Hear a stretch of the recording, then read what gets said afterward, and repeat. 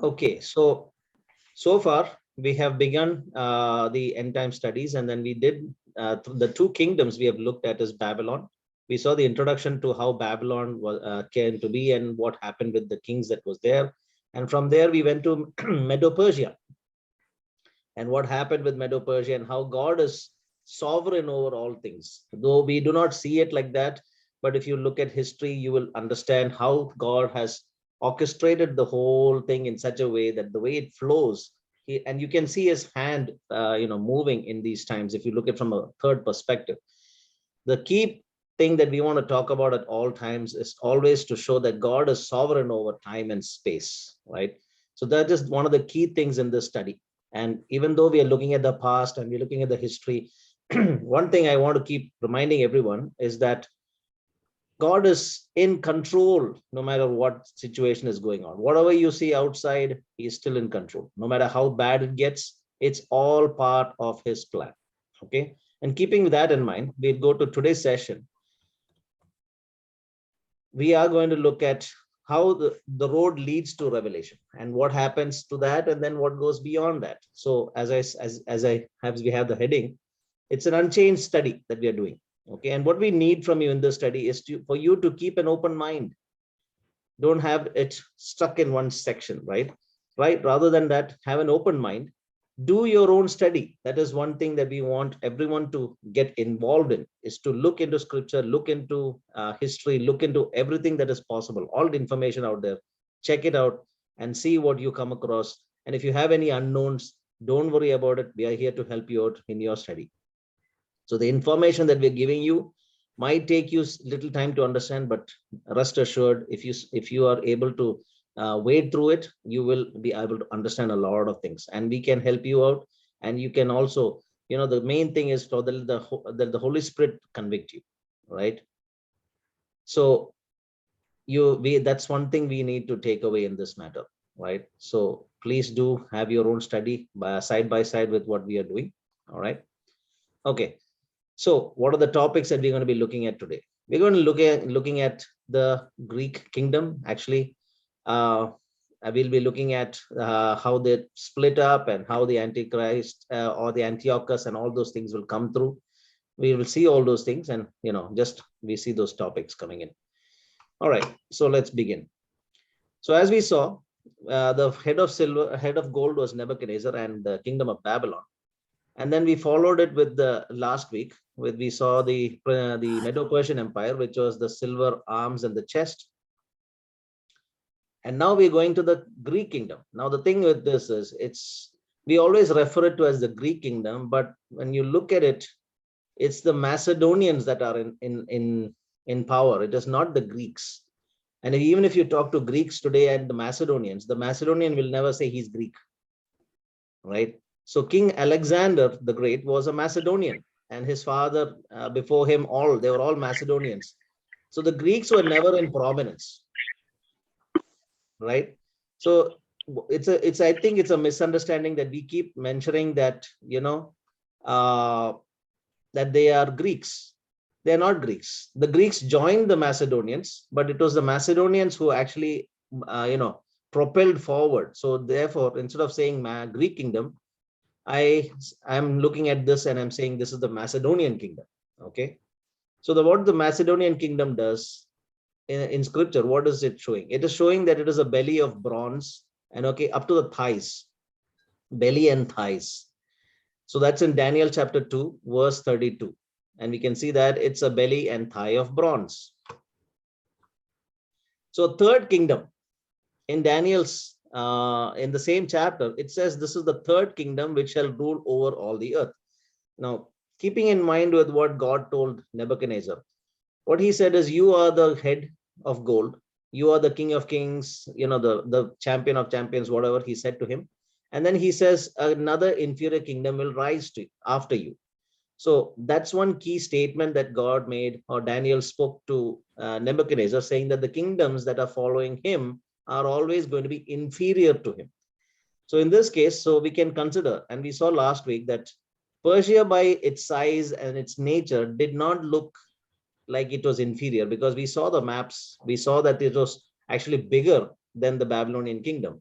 but yet God called the Medo-Persian Empire as inferior to Babylon.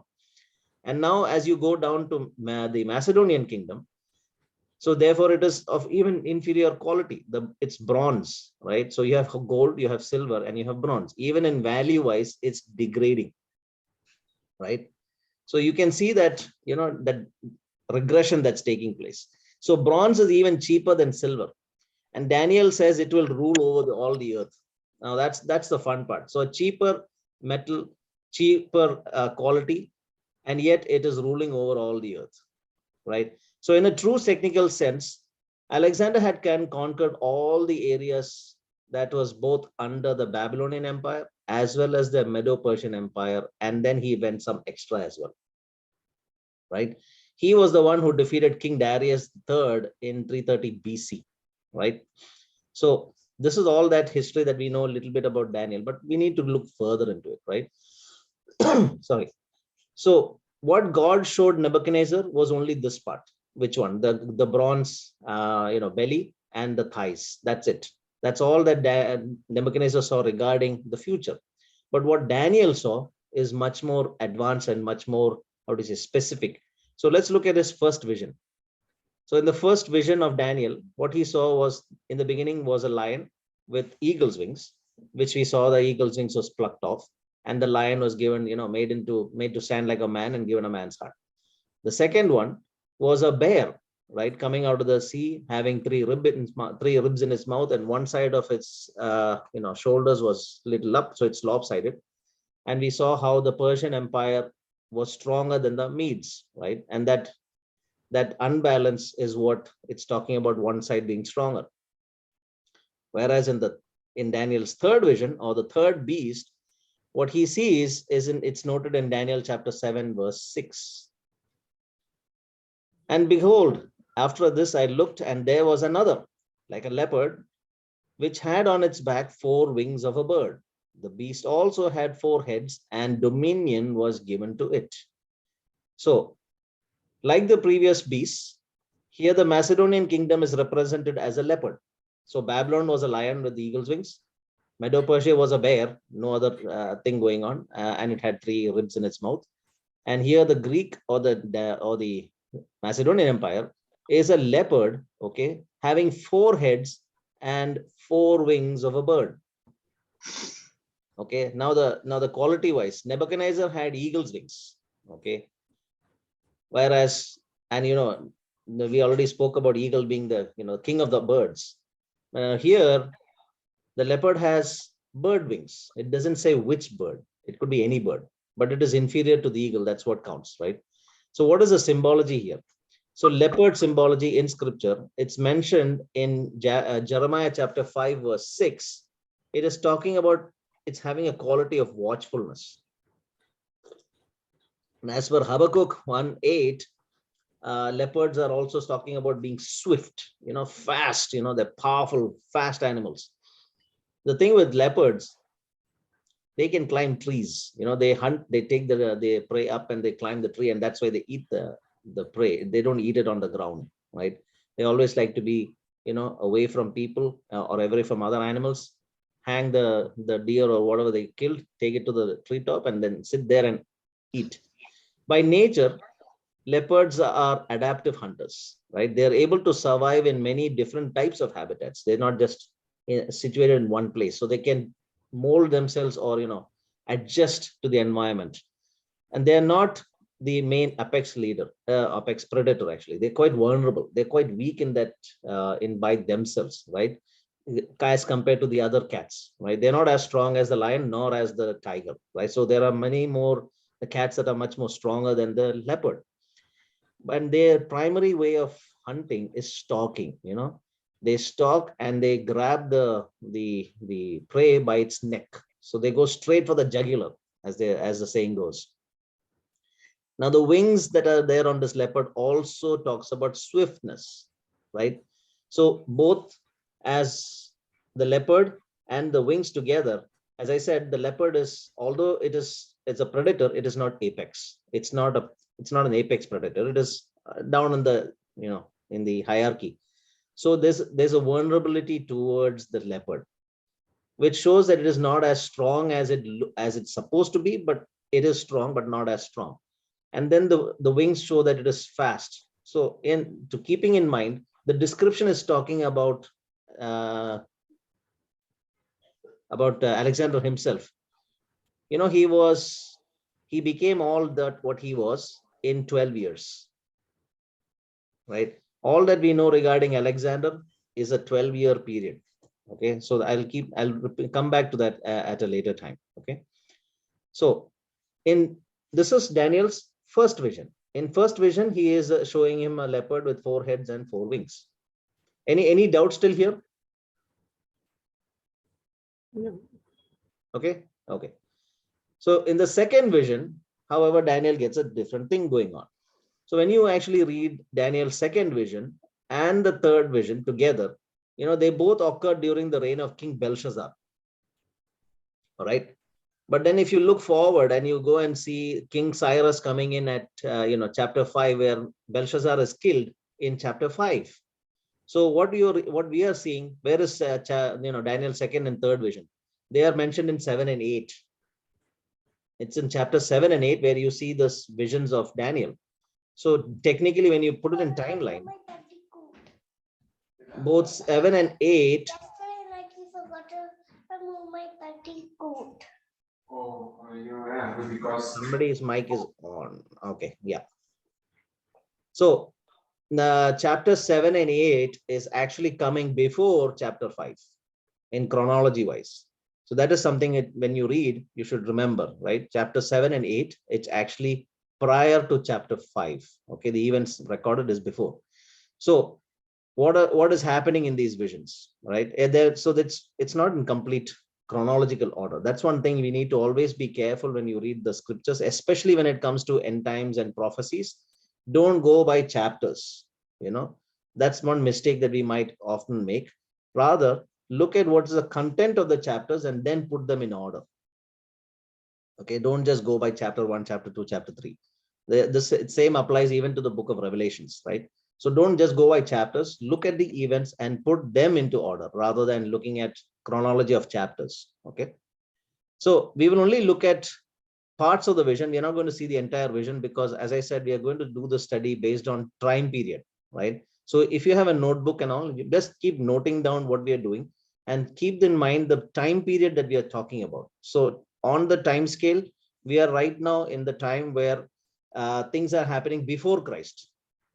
Okay, so events or the prophecies that came to be before the coming of Christ. So that is the time frame we are in right now. Okay, so some of the Daniel's visions does not apply to our current time.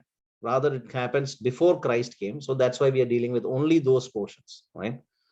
So, and we will deal with the second portions when the time period comes up. And I will keep referring back to whatever we are doing now. Okay. So in the second vision of Daniel, what did he see? So the first vision was the leopard with the 4 heads and the 4 wings. Now in the second vision, he has a little different view now. Look at Daniel chapter 8, verse 5.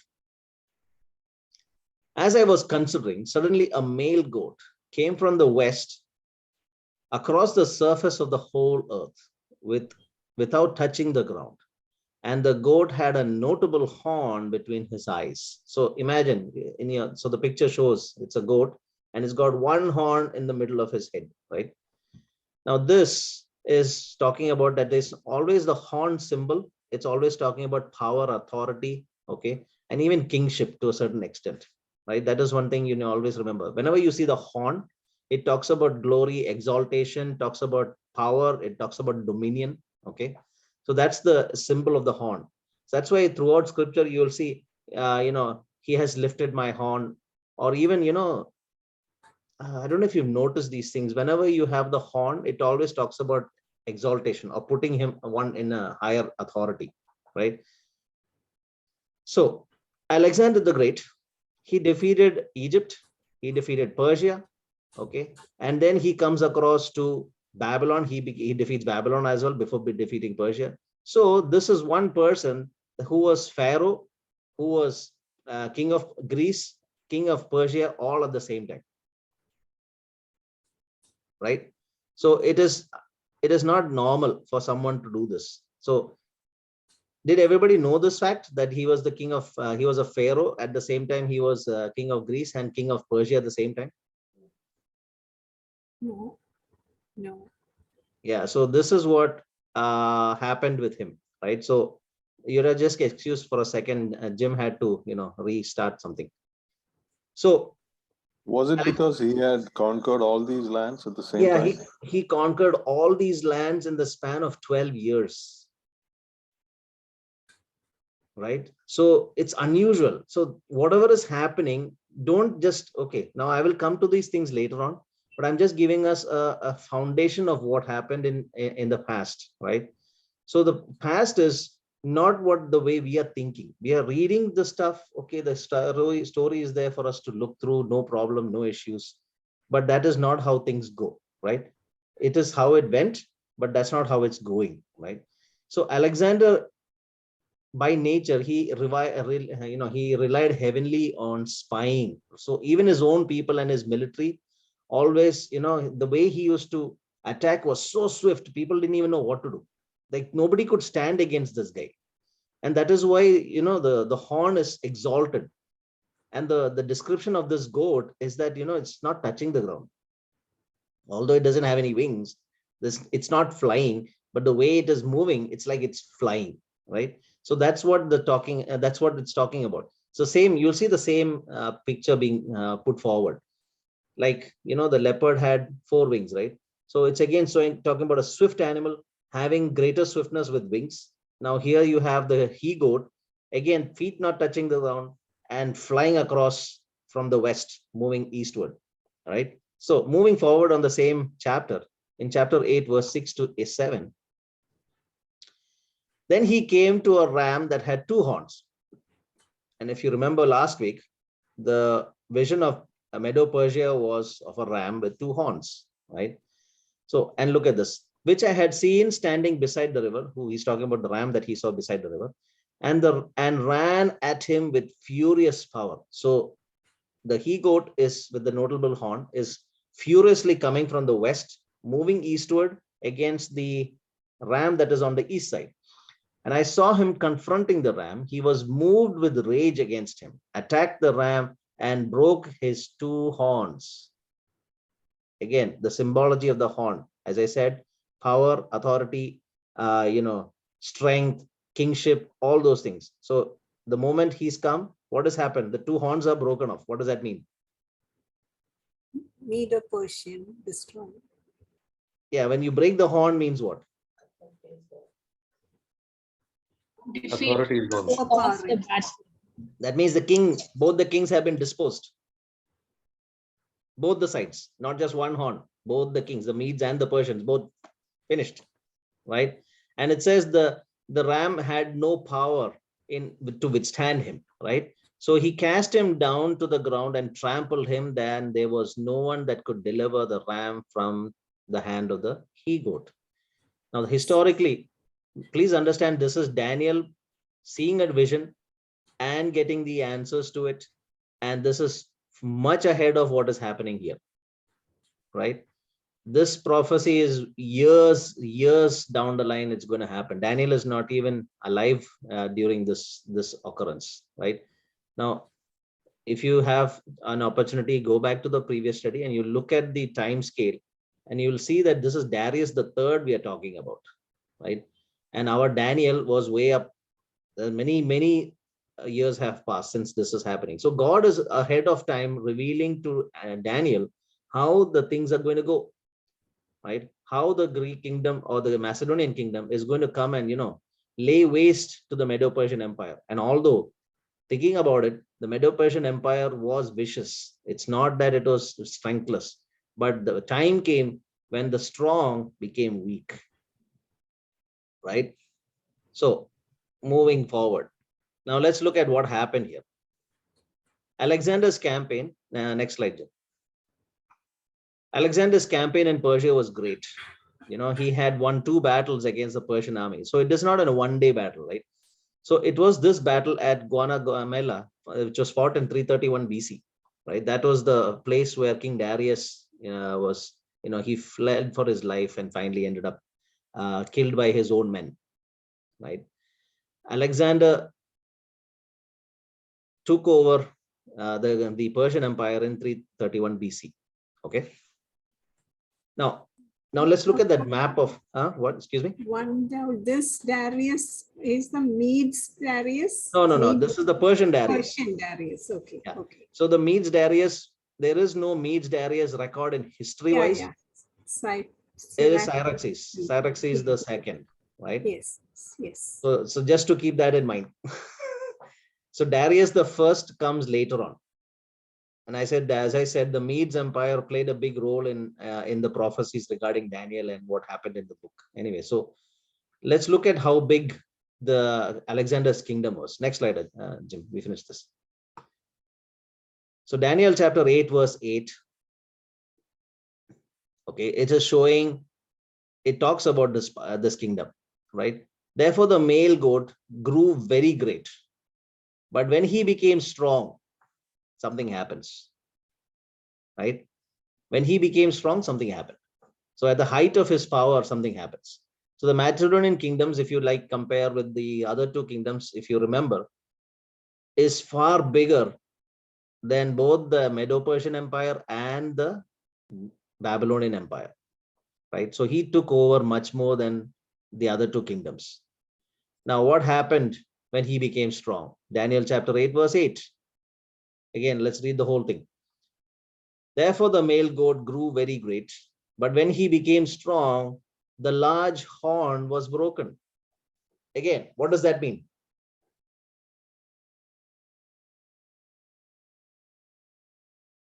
Next slide, Jim. He died. Exactly. So look at that. So in the place of once that the horn broke off, in its place, 4 other horns grew up. Okay, and it says it grew up to the 4 winds of the heavens. That means in 4 corners. So just think about a goat's head and having like the corner between it, and 1 horn here, 1 horn here, 1 horn here, 1 horn here. Okay. So now looking at history wise, at the height of his power, suddenly Alexander fell sick, or what happened, nobody knows, but he died suddenly on June 13, 323 BC, right? And he died at Babylon, of all places. And he died where? Staying in Nebuchadnezzar's palace. Nobody knows what happened. There are sayings that he was poisoned because he was too ambitious, and that ambition was not going well with his people. Quite a few people didn't like what was happening, and he was too powerful. So I don't know, I think they took off. But the key here statement that I want to keep looking at, look at how the way God describes the horn. The large horn was broken. It doesn't say, the previous ram that we saw, the ram's head was, horns were broken by the he goat, but who broke his horn? It broke by itself. The horn doesn't break by itself. That's the key, right? There itself, God is telling it is an unnatural breaking. God. I don't know if God broke it or somebody else broke it, but I don't think the horn just falls off or just gets broken by itself. Okay. Something happened to him, but nobody knows. History does not say what happened to him. So they assume that he was poisoned, or he assumes that he had a mysterious illness. Okay. So either way, he died at the age of 32. That's the king. That's a theme here. That's the main thing, because the he goat is a young. It's not strong, yet it is strong. It's not supposed to be this powerful, yet it is this powerful. It had a single horn, which then broke off by unnatural means. So as I said, King Alexander's lifespan and all that we know regarding him is a 12-year period. It's so small, so quick. Unbelievable for him to have conquered all the way from Europe all the way down to India. It's just mind-boggling. This guy had an appetite for conquering. He literally wanted to rule the world, right? So He would have conquered India also had he not fallen sick something happened. at the Actually, border. he had some issues going on there, right? So something happened there. Nobody knows exactly. He was defeated there. Actually, he couldn't go forward. And his men, He fought with Porus, yeah, and some of Porus' men betrayed Porus. yes. And then Porus was brought before Alexander. Mhm. Then Alexander asked him, how would you like to be treated? Mm. And Porus said, like a king. Okay. And then Alexander restored back his kingdom to Porus. And from there, he went back to on his way back. Right. So that is Yeah, Porus is an Indian king. Horus was the Indian king. Okay. Yeah. Who gave a reply which really baffled him. So it's amazing the way things are going. Just think about it. So God is already telling Daniel so much detail. Now it doesn't stop there, right? What the description is, after this one horn falls off, you have 4 other horns growing up in its place. Now again, when you go to history, when you study about this, you will talk about the Diadochi. Okay, the Diadochi means successors, or those that followed Alexander. And he had 4 generals that they say they took over. But then when you actually look at it, there were more than 4 guys fighting, right? 40 years of infighting took place after his death.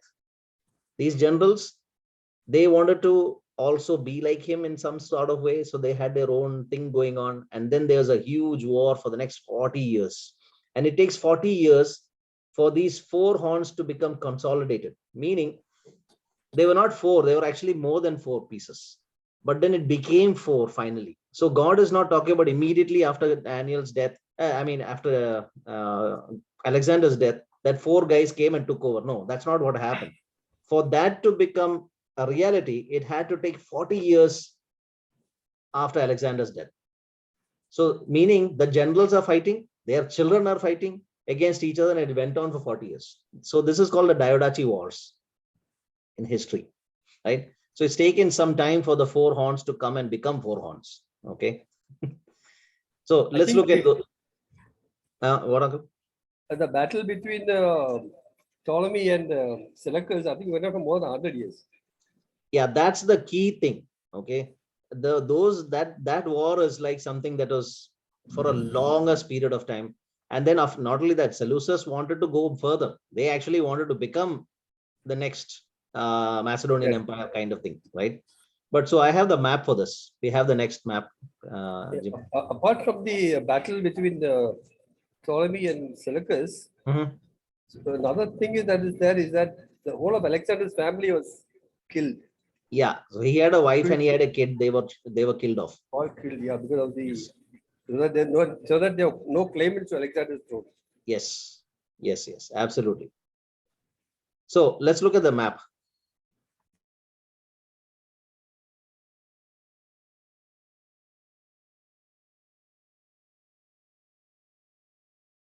Okay, so there itself you see the 4 sections coming in, right? You have Seleucus in the yellow, Ptolemy in the green, you have Lysimachus in the purple, and then you have the sort of pinkish Cassander, right?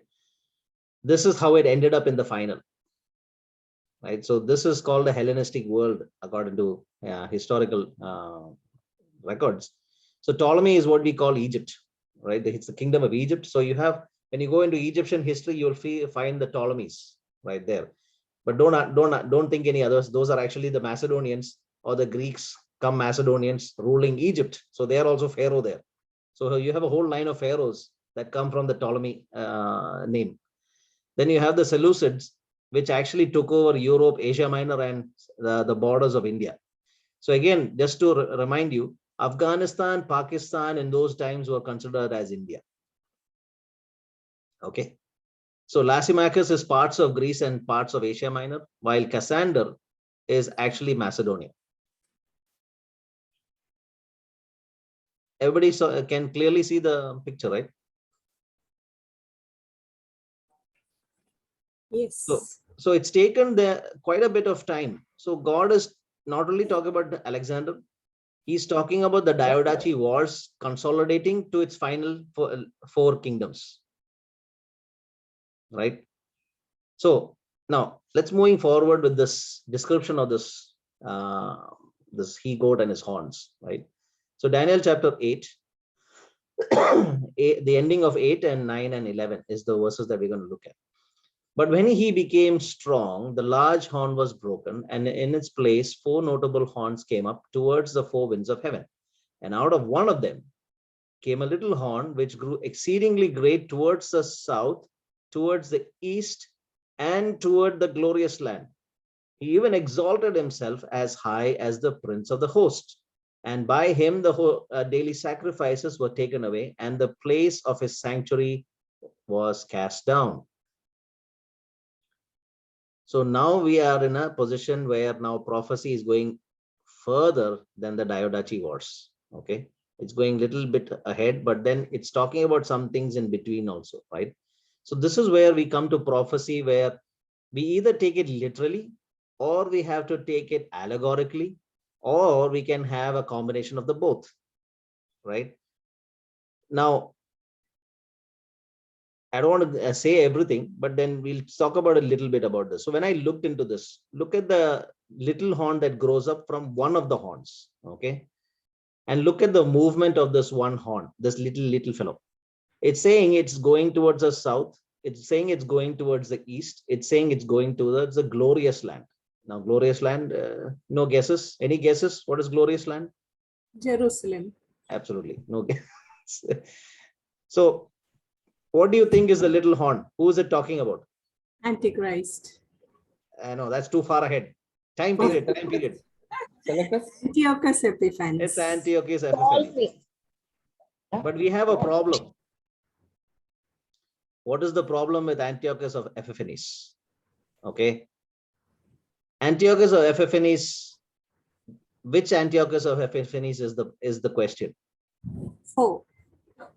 So 4, if you look in the description, what is the movement of the little horn? Towards east, south, towards Jerusalem. So he's going eastward, he's going southward, okay, and he's going to the glorious land. Glorious land is not south, it is like it's westward. Okay, glorious land is westward. The southward is Egypt. Okay, there's nothing else going on there. So this is talking about, so we technically straight away go to Antiochus of Epiphanes number 4. But there's a catch there. He never went east. So if you study Antiochus, he didn't go eastward.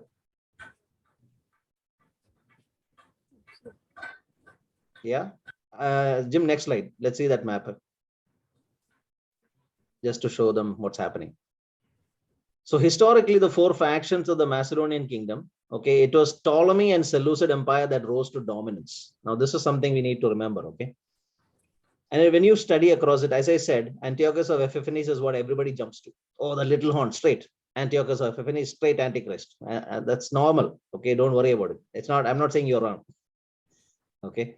His actions made it very clear, okay? But the discussion for the study is, we're not just looking at what the regular people talk about. Let's go further inside, okay? We shall see how this prophecy comes to pass. So the thing with Antiochus of Epiphanes, number 4, is that he never went eastward.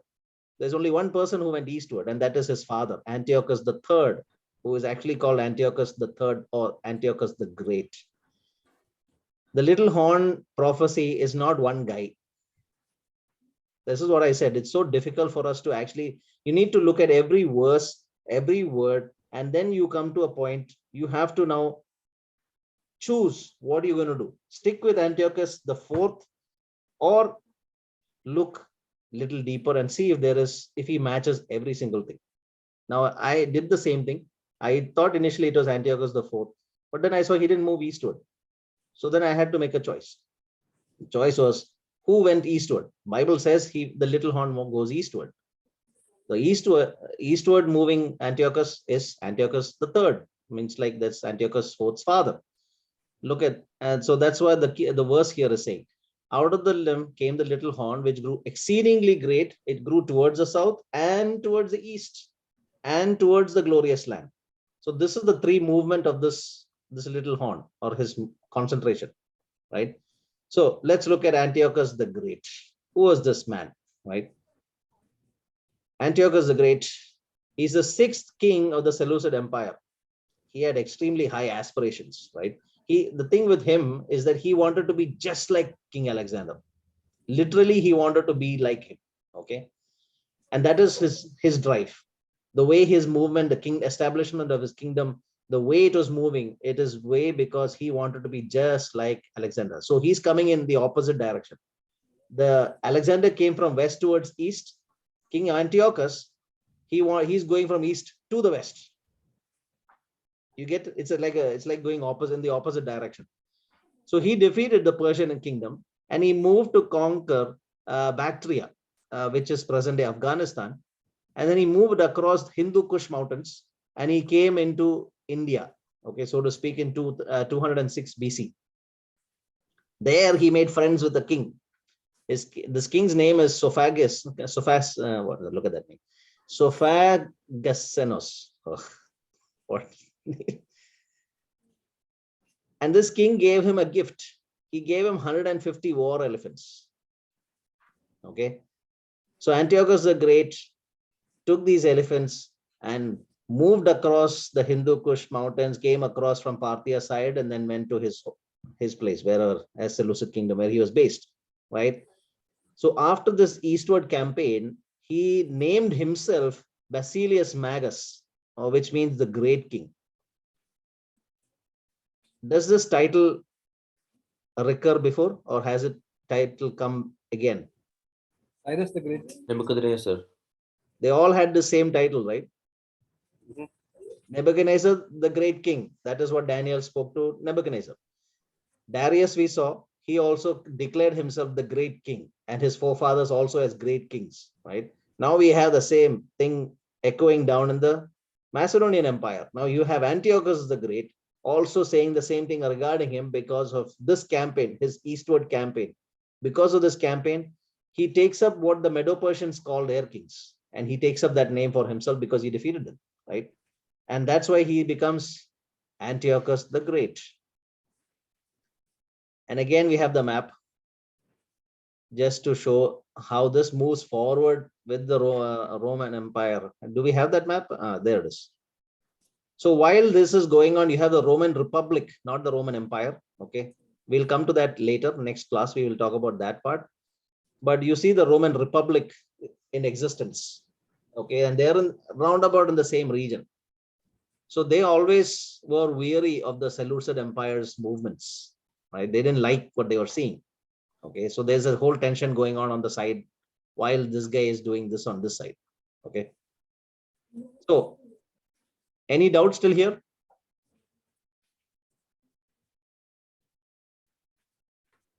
Okay. Yeah. So Antiochus III made multiple attempts at trying to conquer Ptolemy or Egypt, but he was unsuccessful. He used the war elephants that that king had given him. Yeah, he fought in the Battle of Raphia. By the way, anybody know where this Raphia is?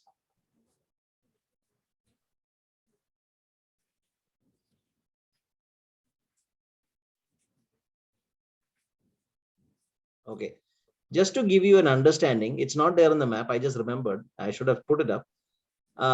You know where Egypt and Israel join? Where Egypt ends and Israel begins? Jim, can you just take a map of that region? It is the Suez Canal. We can sneak back to the previous map, and I mean, we won't have the names, but can we use that, or you want me to take a new one? Okay, show me that map. It's not big enough, but okay, just enlarge it. Okay, down to Ptolemy. You see where the Suez Canal, not Suez. I don't know what is the strait here. The Red Sea. You see the Red Sea on the left, Jim. Little left. Okay, you see okay. Can you see this like a tip? The upper portion of it. So that the joining between Egypt and going towards Israel, that joint. Can you see that joint where the water goes up in between? The Red Sea is there. That's the first line between Egypt and Israel, that point. The region above that is Raphia.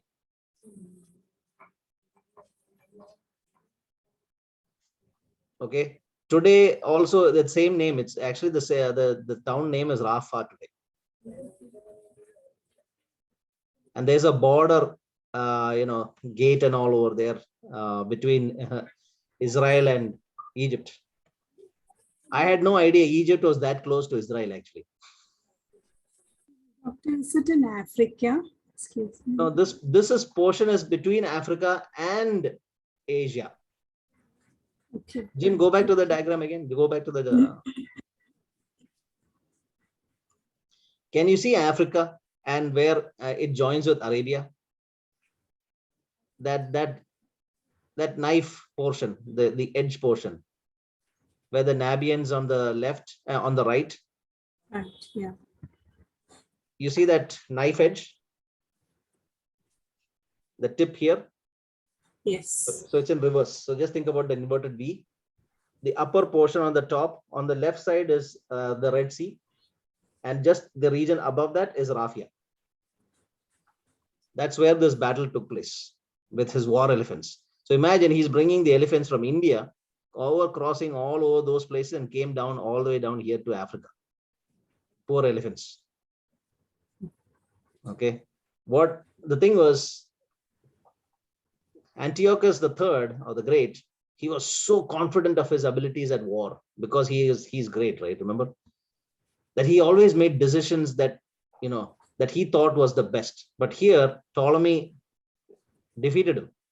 He made some costly errors in his calculations, and that caused him to lose this battle. And it was the biggest mistake of his entire career as a general or as a king. Okay, he did not heed the warnings on one side. The Roman Empire also was telling him, don't come here, don't come here. He did not bother. He was so wanting to be just like Alexander that he had to conquer Egypt to become the pharaoh, right? And the Romans kept warning him throughout the session, throughout his attacks. They just kept warning him, but he never listened to them, right? Anyway, finally, from there he tried to enter into Europe,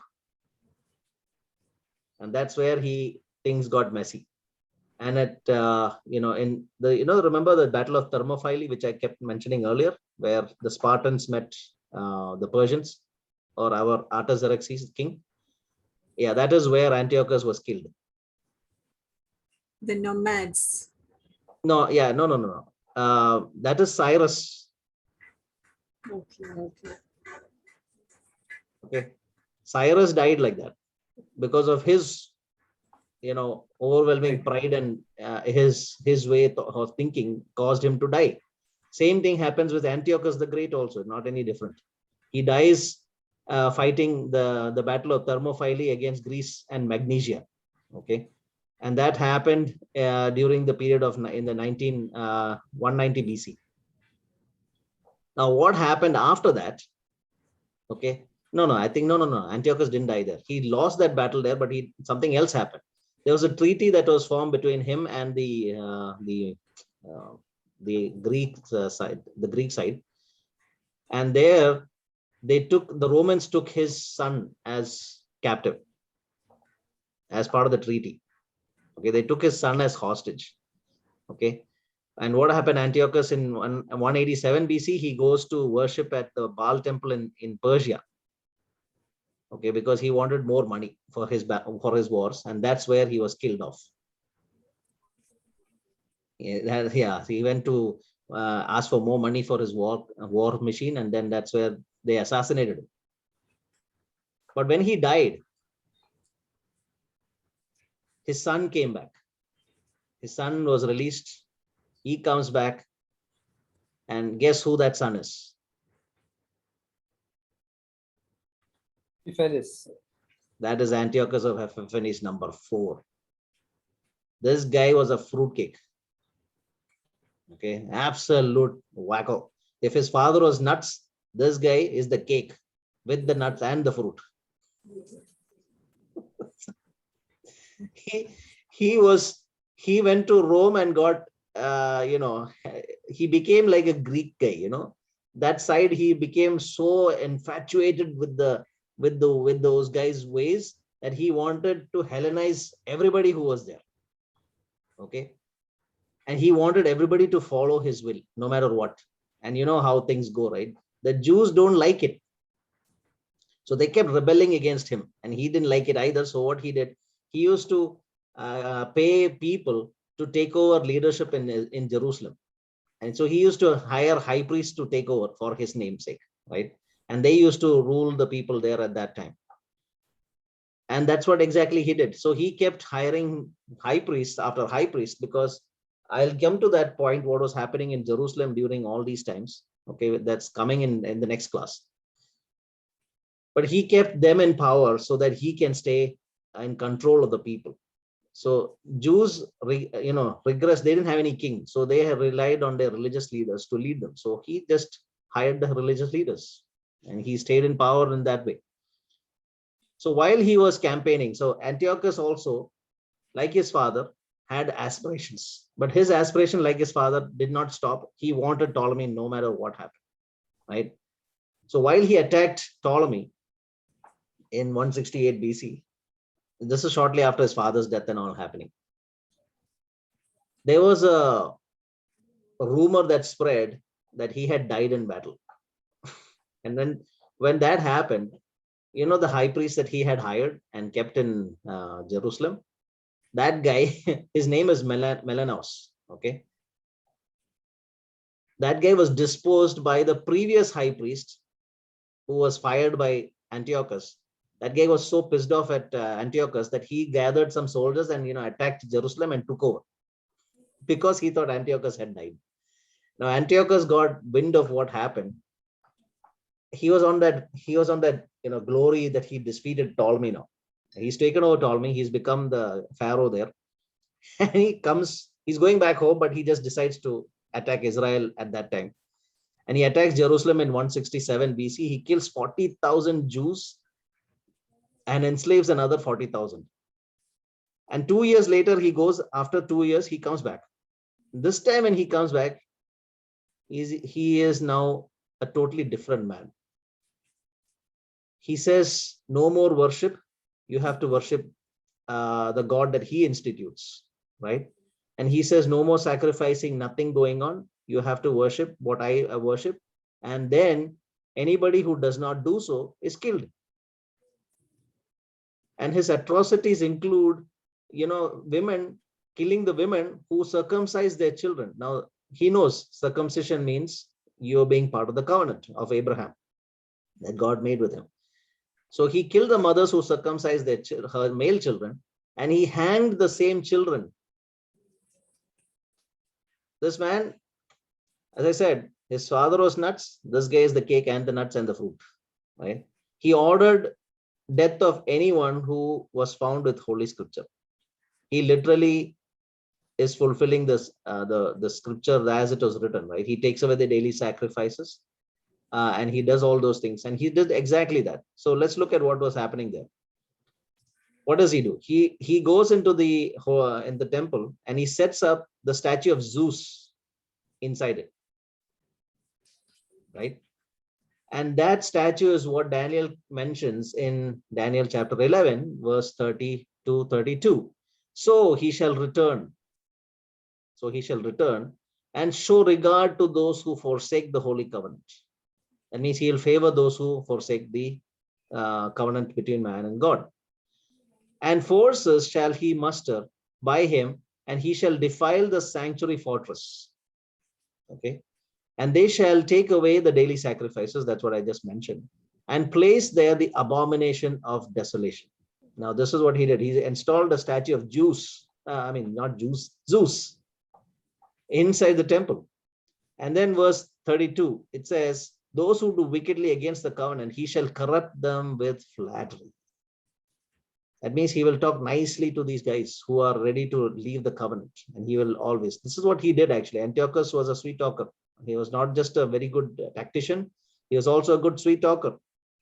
And he did that. Those who supported him, he used to, really do good things for those guys. But the people who know their God, this is what Daniel is saying. The only way during that time is for people to know their God, and they shall carry out great exploits. Now, what happened after this? As soon as he actually portrayed himself like a good guy, but That's not what he was. He put the idol inside the temple, and that's when things went crazy.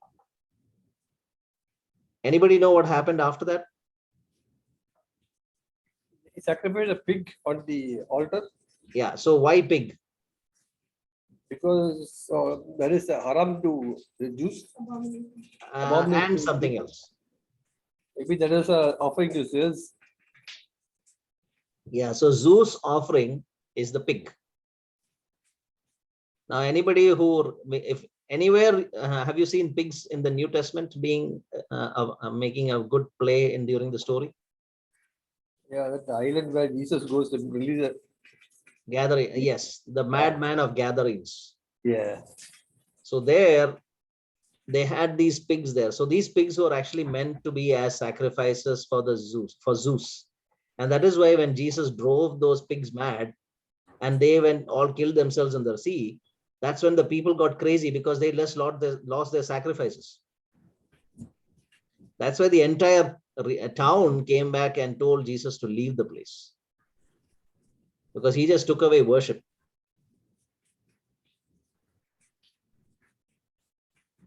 So this is what actually is happening. So when Jesus is doing something, we read the story, but we don't understand what actually is going on in the background as well. So that's one thing I want to encourage everybody to look at.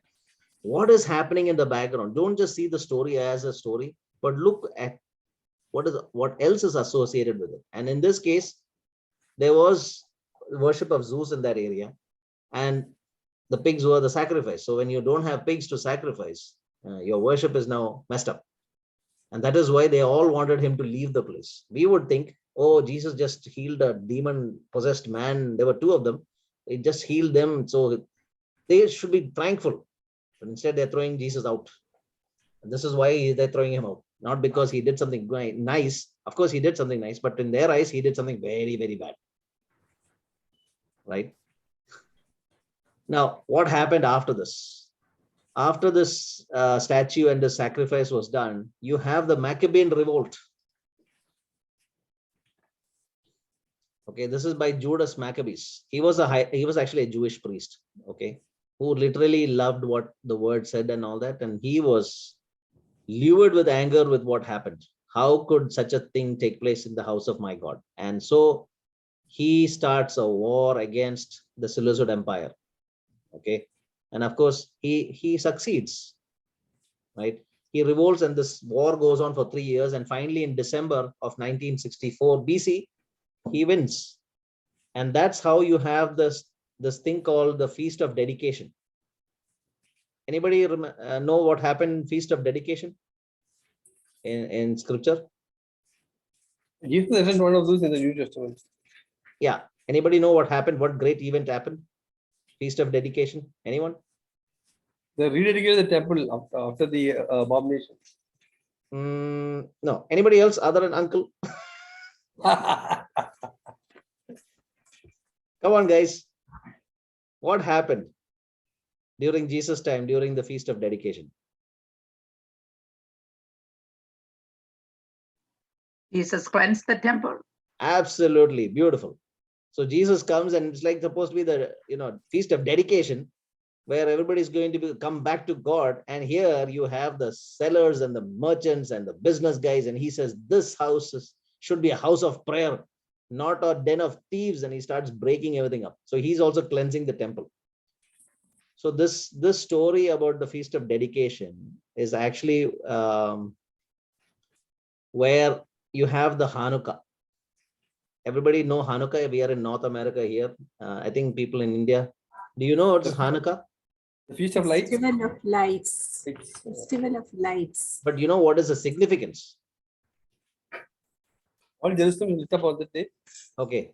So what happened was, remember, he took away their daily sacrifices. So they didn't have any worship, no meeting, nothing going on. None of this stuff happened. For 3 years, this war was going on. Okay. And I don't know how many years this guy actually did, stop the sacrifices for. But anyway, the war was for 3 years. At the end of which they wanted to restart the service.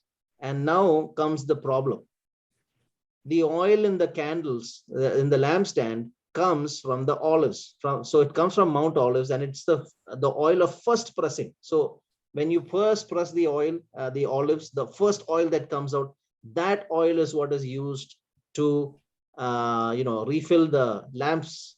Now, the problem was that would take a few days, and they had only oil enough for what, 2-3 days, I think. So they said, okay, let's light the candle up. Let's do it. Let's start off. Let's see what God does. And they lit it. The thing stayed for 9 days. Okay. So they're supposed to replenish the oil in the evenings. But this lamp stayed lit for 9 days. And that is why the traditional Hanukkah, traditional menorah is a 7-branch lampstand. But when it comes to Hanukkah, you have the 9-branch candle stand. It is a witnessing to how, for them, God sustained the oil for 9 days till that fresh oil could come. Every evening they're supposed to change the oil, but this oil stayed on for 9 days. Amazing, isn't it? Wonderful. And that's how the feast of Hanukkah comes. We all have these things. We don't actually look at what actually is happening. What is the spiritual significance of Maccabean revolt? Now, Maccabean revolt is very important, right? Because when Jesus entered into, into Jerusalem on a donkey, we all say, Hosanna, Hosanna in the highest, right? And if you read that portion very carefully, the moment he entered Jerusalem, triumphant entry took place, and everybody said this, and they were laying down their clothes and their palm branches, and having a big this thing going on. If you read carefully in that side, from that time they wanted to kill him. Did anybody notice that? Has anybody noticed that instance? There's a verse there. It says, from that point onwards, they wanted to kill him. No. Yeah. Why did that verse come there? That verse came there because Judas Maccabee's emblem was the palm tree, palm leaves. So when these guys who are there, the Pharisees and all, remember they are in collusion with the Roman Empire. They're standing there and looking at this. They're like, oh, we have another guy coming in, because they're all expecting him to be the coming king, right? Like that kind of, they thought he'll be if he's the Messiah, he's the coming king. So they are automatically associated Christ with Maccabees. And when they saw this triumphant entry with the palm trees and people saying all this, Hosanna means save us. Save us from what? Save us from the Roman Empire now. Right? That is what the people are chanting. Hosanna means save us. And so when the scribes and Pharisees are like, oh my, this is not going to go down well. The people all love this guy. He is going to go and he's going to start another revolt like Judas Maccabees. We can't keep him. Because they were hired to be in power by the Roman Empire. So when they see Jesus coming like this, they thought another insurrection is going to take place and we're going to lose it. That's why the planning started to kill Jesus from that point onwards. Clear? Yes. Yes. Oh, good. Now, coming back to the prophecy. Did the Antiochus and his father fulfill the prophecy of the little horn? What do you think? To a certain extent. So that I call this the shadow fulfillment. Usually the term in eschatology is partial fulfillment. The problem with partial fulfillment means it's partly fulfilled. So I just need to start fulfilling from the part that is unfulfilled.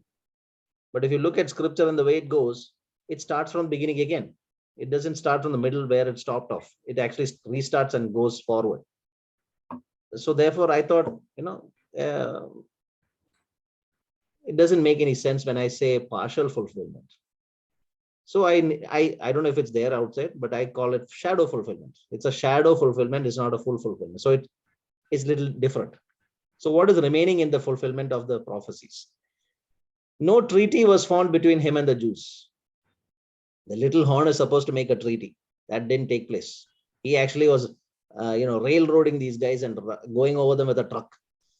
No treaty took place. Second one, neither he grew up to heaven and cast down some of the host and the stars. He didn't do any of that stuff. Okay, which is in Daniel 8 verse 10. The Seleucid Empire did not fulfill everything that is there in that Daniel chapter 8. It showed some of it. Yes, he took away the sacrifices. He flattered a lot of people. He established the abomination of desolation, but he didn't do everything. Right? So that makes us to wonder. So the treaty is not formed. He never says, I am God and sits inside the temple. He doesn't do any of that stuff. So then it is not him now. You getting what I'm saying? This is how you should look at prophecy. You should look at what was fulfilled, who fulfilled it, to what extent it was fulfilled. And then if it's not complete, you cannot say it has been completed. You can say somewhat fulfilled, okay, but not fulfilled. So there are still things that are pending yet to happen. So that is why we have to say he was a foreshadow of what is yet to come. Clear? That is why I think Dr. Anna said earlier, when Antiochus was mentioned, before Antiochus, she mentioned Antichrist. So yes, he is, how do you say, a blueprint for what is yet to come.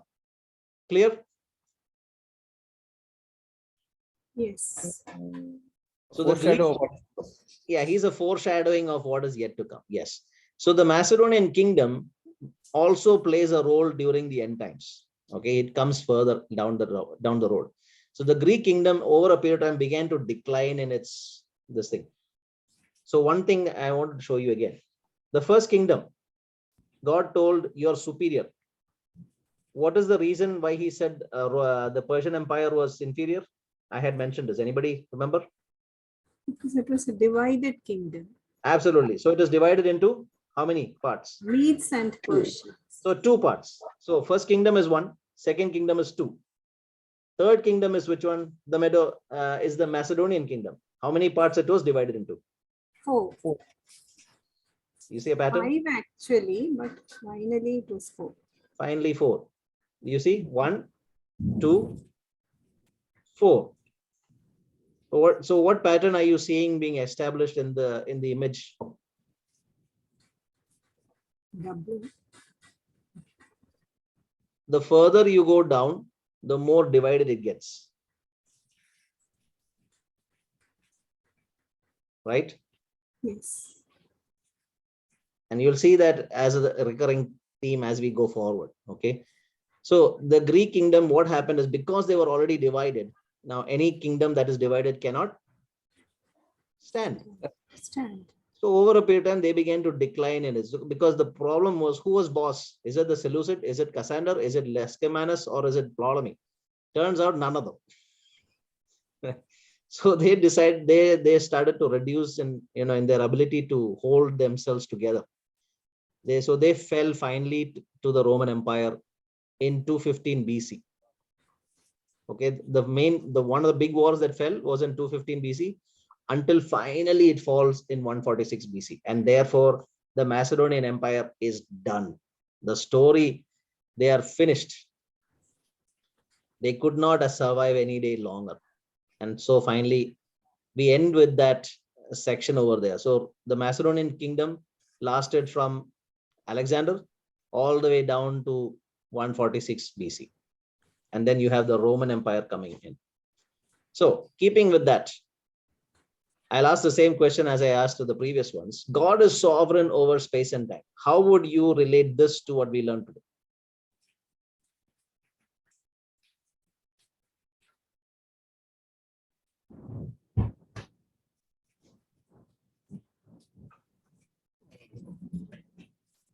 Anyone?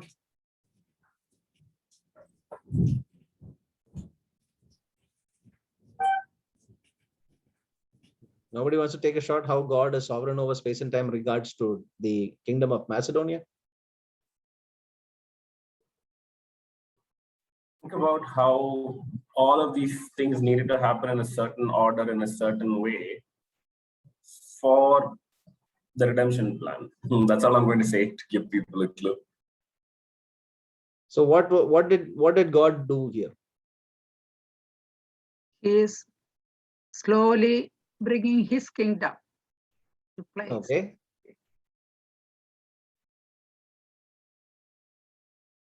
Anything specifics that you want to say from the history that we learned just now?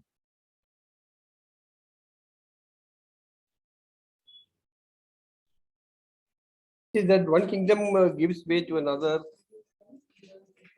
So from the Macedonian Empire to the next empire that's coming, there's the Roman Empire.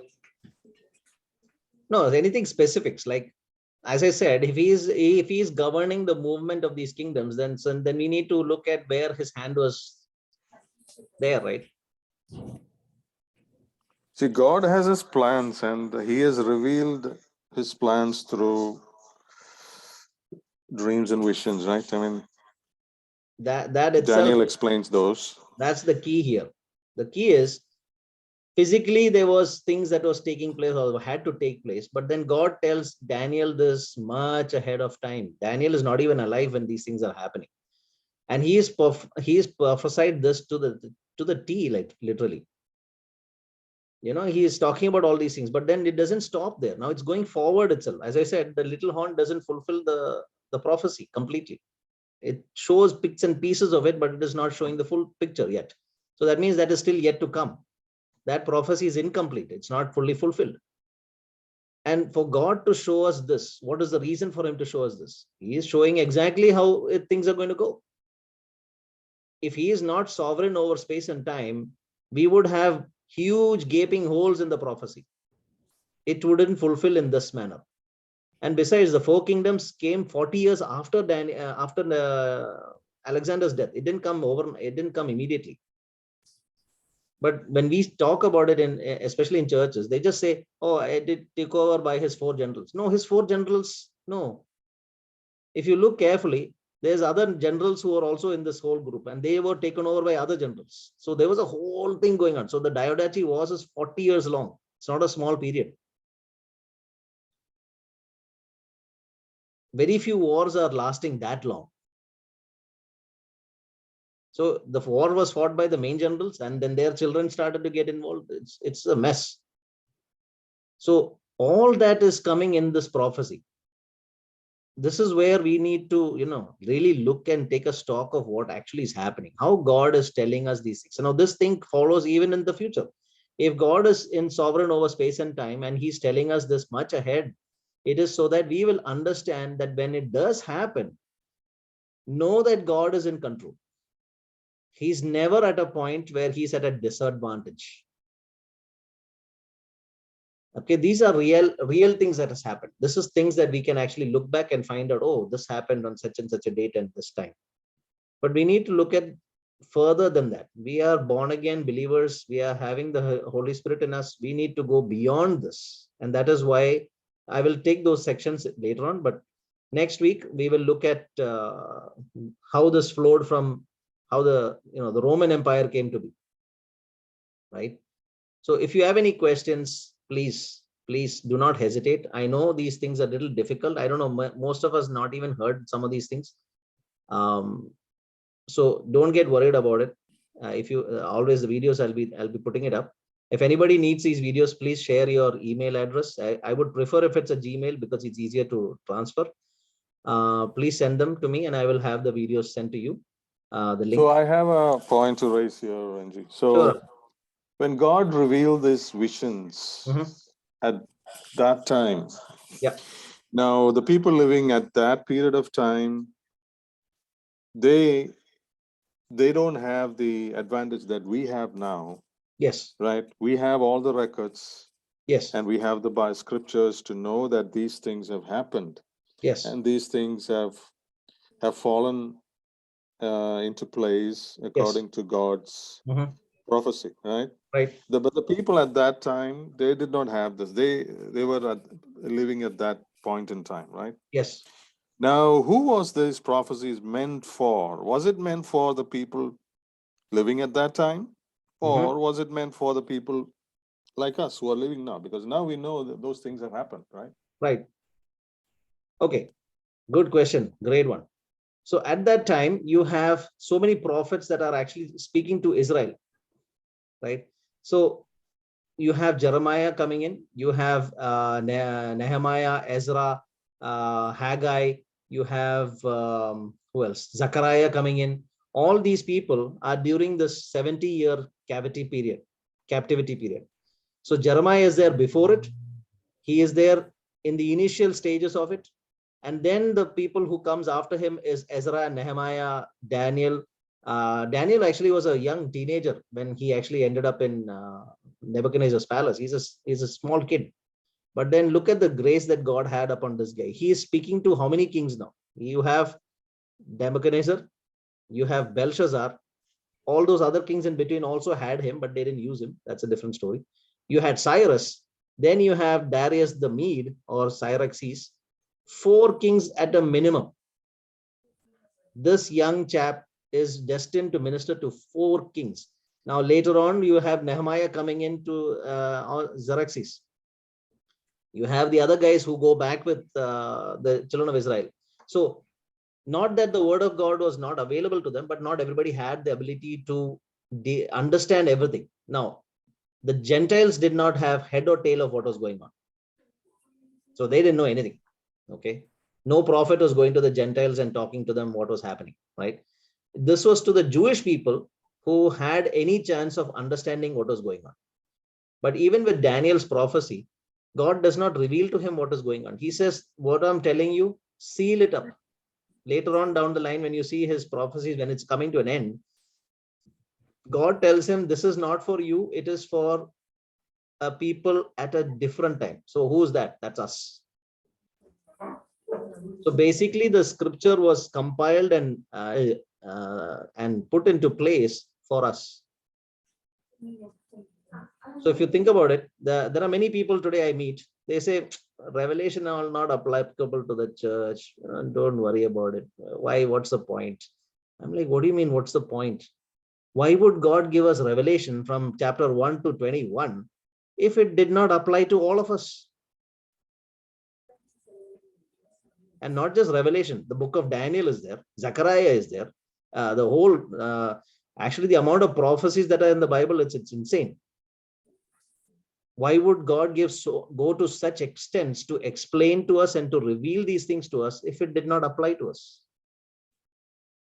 So we are actually quite blessed in this regard. So even if you go to Hebrews chapter 11, and in some of the other chapters, it says they saw the future ahead of time, although they did not receive any of the promises, but they saw the promise of God coming to pass ahead in faith.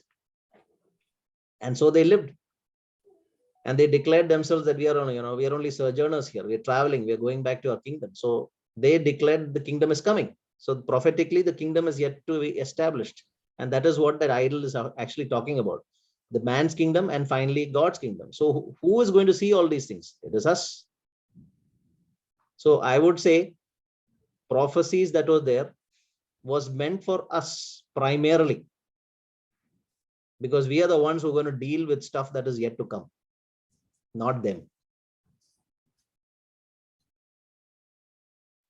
Anything else to clarify, Uncle? Yeah, I have a question. Sure. In Matthew 24 verse 15, Jesus Which Jesus chapter? talks about- Which book, Uncle? Matthew 24. of Matthew Yeah. 24:15, Jesus talks about Daniel's prophecy. Yeah. He says, therefore you shall see the abomination of desolation spoken of by Daniel the prophet. Yep. Stand in the holy place Run to the mountains. and to the mountains. Yep. Is this talking about 70 AD or is it for a future time? Both. But then in 70 AD, there was no abomination in the house, right? 70 AD, no. Actually, it is He said, when you see the guys, circling the mountains itself, you run. He says, the disciples are asking a question So regarding that- when the end times are. that's where I said the choice is us. When you see the scripture, you have to see whether it is occurring now or it is occurring fully at a later date, or does it occur, has it already occurred? So this is where what you're reading is for the time yet to come. Yeah, because the problem of talking about the time to come Yeah. is that there is no temple. Exactly. There's no temple. So this is So a we very know that there's a quite- temple coming. Yeah, so so this is a very difficult proposition because he's talking about Daniel the prophet, and he spoke about the desolation, abomination of desolation which took place at the time of Epiphanes Yes. or Antiochus IV. Yes. So that abomination of desolation is talking about Antiochus. Absolutely. But he is referring here to a time which is in the future, Yes. which could be either 70 AD when the temple existed, Mhm. or even further than that, further beyond our period, when the temple is still not yet there. Right. Now I'll give you a hint on this. When was the temple last in existence? 80, 70. That's the problem. Because now if you look at from God's perspective, the first original plan for temple was Moses' tabernacle. Yes. Yes. Did God give a plan for Solomon's temple? Yes. Really? Yep. Not to give it to David. Yeah, but it is not in the same. This guy made it magnanimous. Hmm. God didn't tell Solomon to build it as according to pattern that he sees. It was man's little bit more magnanimous. If one thing is one, then that guy makes it 10.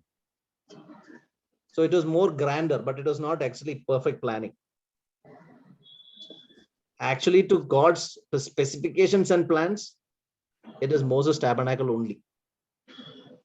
Solomon's temple was an exaggerated version of that. God approved it, no problem, but the plan was not his. The real plan that is coming is Ezekiel's temple, which is yet to come. Right? What happened is after the Babylonian conquest, they razed the temple, it was destroyed, and they made an inferior version of it. And then the forefathers or the fathers, they saw it and they started weeping when they saw the second temple that they built. And that's which we call the second temple period. Okay, that's when all these scribes, Pharisees, Sadducees, all those guys are running around now. That was an inferior temple, not according to plan. Then this temple was actually now revamped by Mr. Herod.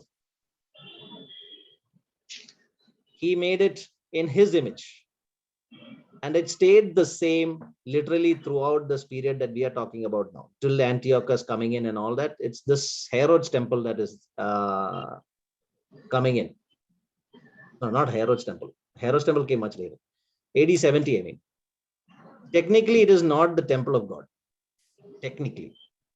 That is why he is like telling, okay, I'm okay with destroying the whole thing. Because it was not according to his plan purpose. So the things were not going across. And you see in Ezekiel, God had left the temple. Yes. Spirit of God left the temple. Yeah. Once he's left it, that doesn't matter anymore. It's irrelevant now. It is just a building, not existing. It's not part of his work now. He's left it. He doesn't return back. But in Haggai chapter 2, verse 9, it says, actually, Haggai chapter 1, Haggai encourages the Jewish people who have returned to build the second temple. True. But it is not, you don't have the fire restarting again, uncle, do you? No, the fire is not restarted. The ark is not there in the second temple. That's what I'm saying. But Haggai in chapter 1 encourages the people who have returned to build the second temple. He says you build big buildings for yourself, you so much, you reap little because the house of your God is not yet built. Yes. And then in chapter 2, verse 9, he says, and the glory of this temple, the second temple that you are supposed to build, will be greater than the glory of the first temple. So which temple is it?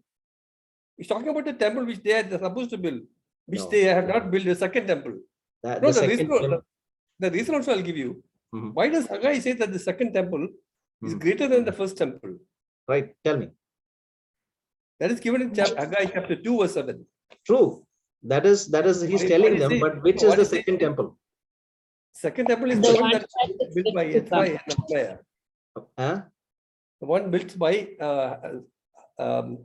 Ezra and Nehemiah. Anybody else? That is what Haggai is. Oh, the temple that is yet to come from Jerusalem. No. No, no, New no, Jerusalem. no, no, no. What is the I mean- which It's temple talking has about- greater glory than the former? Yeah, that is Haggai 2 verse 9. You'll see that. I know what he Haggai had- says, uncle, but think about it. Why is he saying that? But in reality, Yeah, when they saw the temple, they were crying Yeah. because it was The no reason comparison. No, why So- Haggai says that is given in verse 2, Haggai 2 verse 7. And Right? I will shake all nations as a desire. Mhm. For Temple nations. is a church, isn't it? The temple is a church, isn't it? So, No, it's but not. It's the second temple which Haggai is talking about. true, he's It is an talking about it image. from a man's perspective. Yes, he's telling all that. But when he's saying the glory of the second temple had no glory, zero, because the it presence had- of no, God no. was not there only. It's No, talking no about Ark of Jesus the Christ. covenant. No, No fire. Let me finish. Yeah, sure. When it says the glory of this temple will be greater, Mhm. the reason is that given in 2:7. And I Hmm. will shake all nations and the desire of all nations, Right. which is referring to the Messiah. The desire of all nations is the Messiah. Mhm. And the desire of all nations shall come. And I Right. will fill this house with glory, says the Lord of hosts. Right. So when the Messiah comes to second temple, that is when the temple will be full of glory. So And when- this dedication and all the throughout the years, Mhm. there was no glory in the temple, agreed. But when Right. the Messiah comes, the Mhm. temple is filled with glory.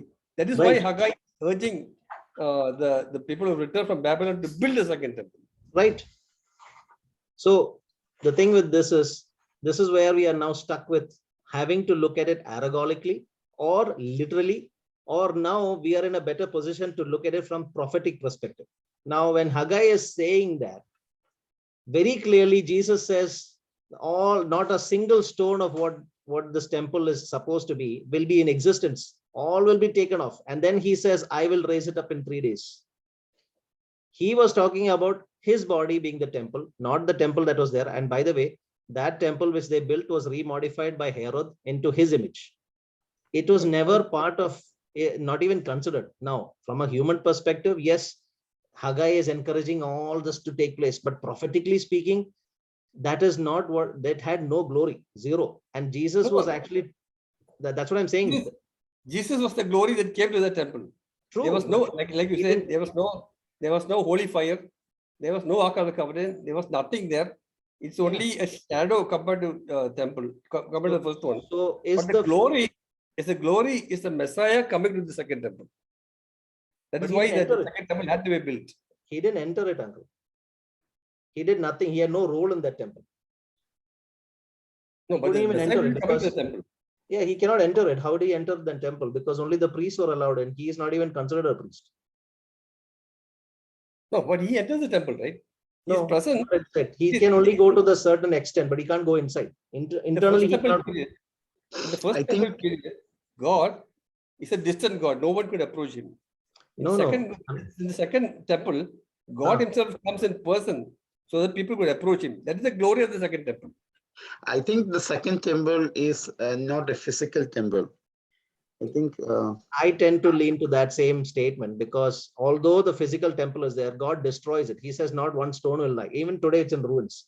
So then you have now a third temple coming in, which is what is supposed to fulfill. So then the second temple is what then? We have a third temple in That is prophecy. Ezekiel. Yeah, you mean the prophecy by Ezekiel? No. The third temple, which has to be built for the abomination of desolation to be put again. Correct. That's third, yeah, correct. So then what happens to the glory of that temple? When the second one, if is more glorious, then why we need a third one? No. This is some of the tough biblical questions. The reason is that temple is not even part of God's plan. That temple was just a makeshift thing for people to just get back. The people needed to come back to God. It was never having any fire, as you said. No Ark of the Covenant. None of the priests there was no high priest only. Okay, they lost all that thing. These high priests that we see in Jesus' time, they're all fakes. They're not even part of this thing. They're Sadducees. They're not by God. That thing was broken. It was gone. And besides, the know. Levite priesthood was taken out. God took out the Levite priesthood also. They don't exist anymore. Even And at the what time is of existing? Uncle? at the time of Jesus, said there were two high priests. Yeah, that's what I'm saying. So there, one is a Sadducean fellow, and the other guy is, I don't know who that guy is. Either way, they are all part of the nobility that was ruling Jerusalem by the hand of the Romans. Nothing to do with God's plan here. Now, this is where we need to take lock stock of what is actually God intending and what is actually happening.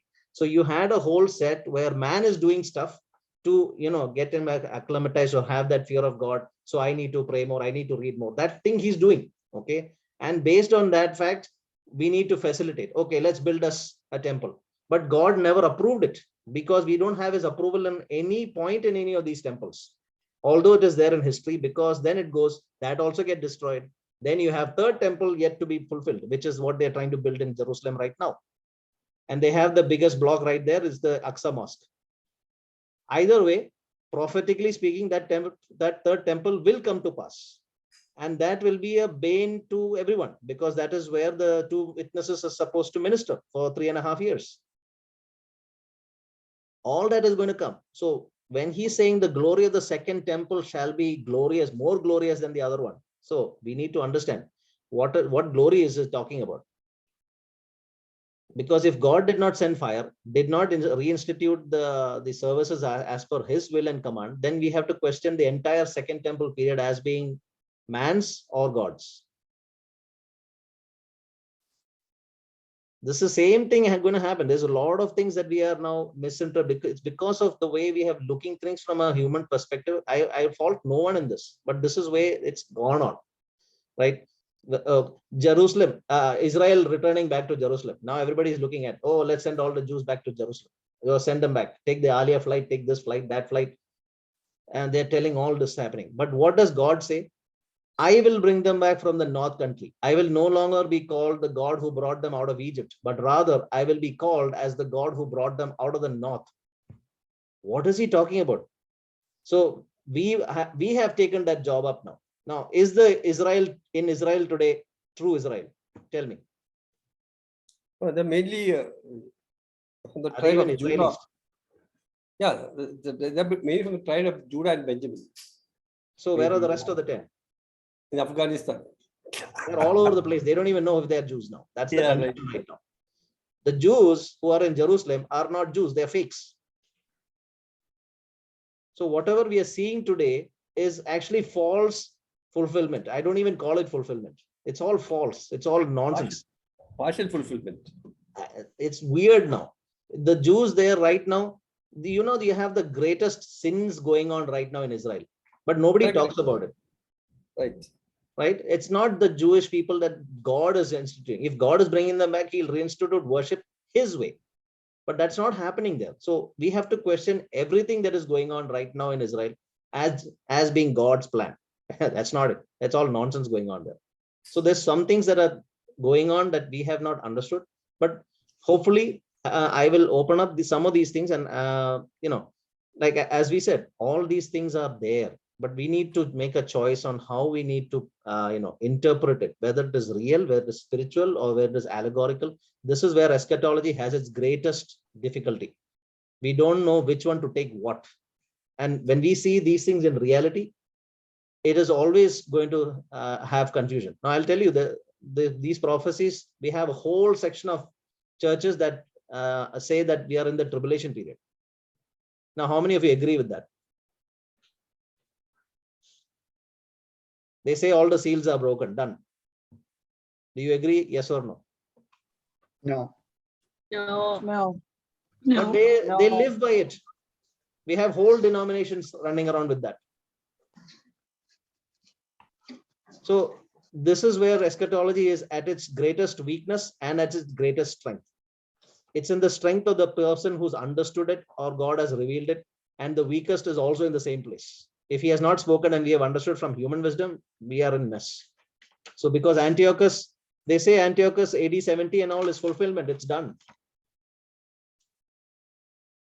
And the way I will show you where all these doctrinal deviations took place in later classes, but then we need to understand scripture when it is telling you straightforward many things.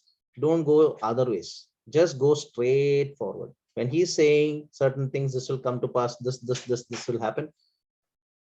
Don't just stop at it happened little bit here like this, so then that's what it is. No, it has to fulfill everything. If Jesus said, I am going to be 3 days, 3 nights in the belly of the earth, it has to be 3 days, 3 nights. You cannot say, oh, partial day is one full day and partial this, partial that. This is all nonsense. That means God is a liar. Even part, he will say full. Can you say that? Can you say, I'll take a part and say it is a full?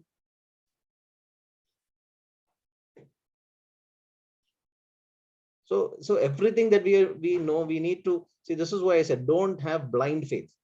Have faith based on what God has said, A to Z. Don't minus anything in between. And that is our greatest folly. We don't look at everything. We look at some things and we say, oh, this is what it is. That's it. We don't read everything point to point to point. And this is something that is it's my greatest burden, that people are not reading it point to point. If I miss something, I want my brother to be able to tell me, Ranji, you missed this. What about this? And we should have a conversation with that and then, go from there. Why have I not looked at that? That means something I've understood is wrong. All of scripture is true, not some of it. I can't have Isaiah telling, I wrote 66 books. I was, not in my senses. Please excuse me for writing 1 to 15. Either I take Isaiah book, all 66 chapters of it, or I take none of it. Agreed?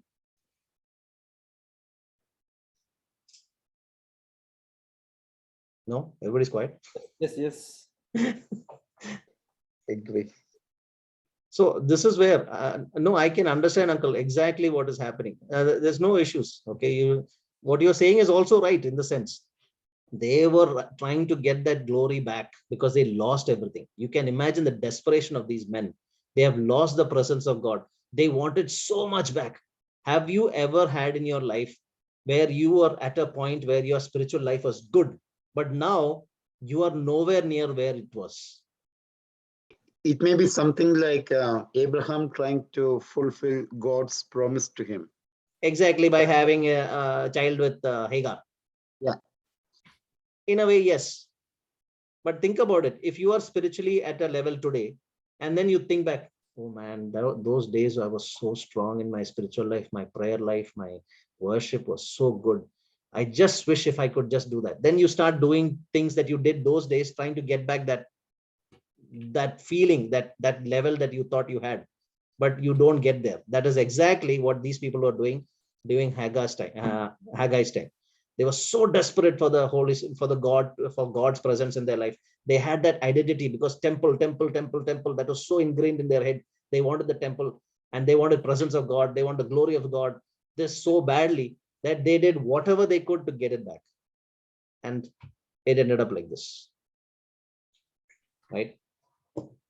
So anyway, so let's look into this. It's a good exercise, looking into scripture for what it really is, and then looking at what we are being taught.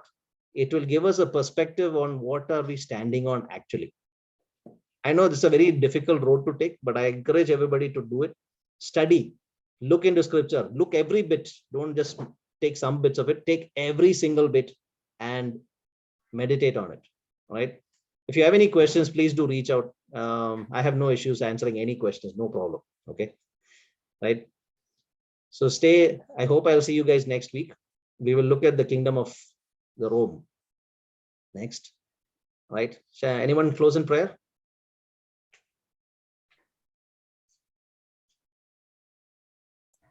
Thank you, Father, for this day. You've brought us together once again, Lord, to hear from your word, O Lord. Lord, we thank you for Ranji and his team, for the effort they're taking to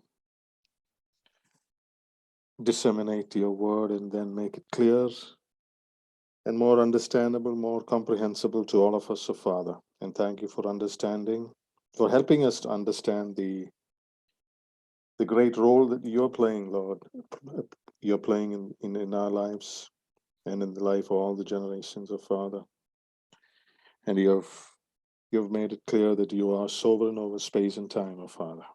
Yes, Lord. We just need to bring ourselves to your plan, O Father, our lives to your, and live our lives according to your plan. Once again, thank you, Lord, for everyone who is participating and learning from this meditation that we are having, O Father. We bring each of our families together to your presence. Take care of each one of us, O Lord. Help us all to meet again the coming days, O Father. In the name of our Lord and Savior Jesus Christ, I ask. Amen. Amen. Amen. Thank you, you. everyone. God bless you guys. God bless. Thank you. Uncle, God keep bless the you. questions coming up. Lovely.